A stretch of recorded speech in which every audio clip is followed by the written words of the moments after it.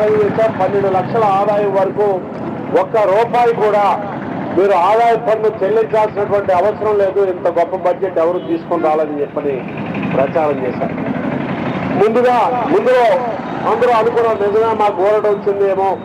దానికి భిన్నంగా ఈరోజు భారతదేశ ప్రజానీకం మీద ప్రత్యేకించి మధ్యతరగతి వేతన జీవులతో పాటు ఈరోజు గ్రామీణ ప్రాంతంలో ఉపాధి కూలీల వరకు కేంద్ర బడ్జెట్ సహజంగా మహిళగా ఆమె బడ్జెట్ ప్రవేశపెట్టిందంటే మహిళకి ఒక గౌరవం ఉంది ప్రపంచవ్యాప్తంగానే.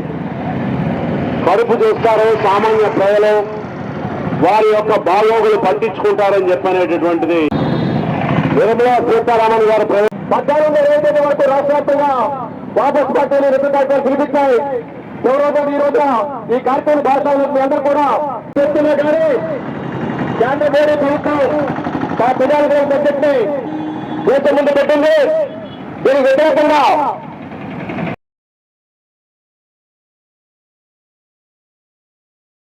కేంద్రంలో మోడీ ప్రభుత్వం ప్రవేశపెట్టినటువంటి బడ్జెట్ ను వ్యతిరేకిస్తూ ఇది ప్రజా వ్యతిరేక బడ్జెట్, కార్పొరేట్ అనుకూల బడ్జెట్.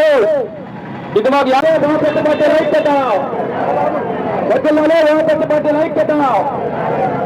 వ్యతిరేకిస్తుంటే ప్రజా వ్యతిరేక కేంద్ర బడ్జెట్, ప్రజా వ్యతిరేక కేంద్ర బడ్జెట్, వ్యతిరేకిస్తుంటే కార్పొరేట్ అనుకూల మోడీ ప్రభుత్వ బడ్జెట్.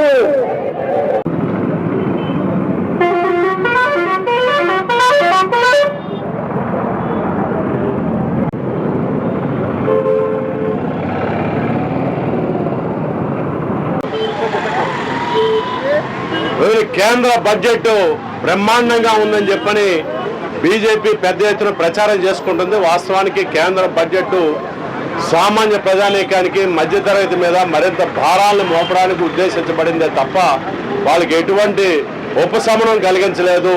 ఆఖరికి ఆదాయ పన్నులో కూడా పెద్దగా ఉపశమనం లేదని చెప్పని ముందు 12 లక్షలకి మేము వరకు ఆదాయ పన్ను కట్టాల్సిన అవసరం లేదని చెప్పని ప్రచారం చేసుకున్నారు. కానీ అదేమీ పెద్దగా ఉద్యోగులకి ఉపయోగకరంగా లేదన్నది తర్వాత వాస్తవంగా లెక్కలేసిన తర్వాత తెలిసినటువంటి నేపథ్యంలో ఈరోజు కార్పొరేట్లకు ఊడిగం చేసేటటువంటి పద్ధతుల్లోనే ప్రభుత్వం వ్యవహరిస్తుంది. దానికి అనుగుణంగానే ఈ బడ్జెట్ వచ్చిందని చెప్పని భావిస్తున్నాం. ఈ క్రమంలోనే మన రాష్ట్రానికి కూడా ఈ బడ్జెట్లో పెద్దగా ఒరిగిందేమీ లేనటువంటి నేపథ్యంలో రాష్ట్ర వ్యాప్తంగా వామపక్షాల ఆధ్వర్యంలో కేంద్ర బడ్జెట్కి వ్యతిరేకంగా ఈ ఆందోళన చేస్తా ఉన్నాం.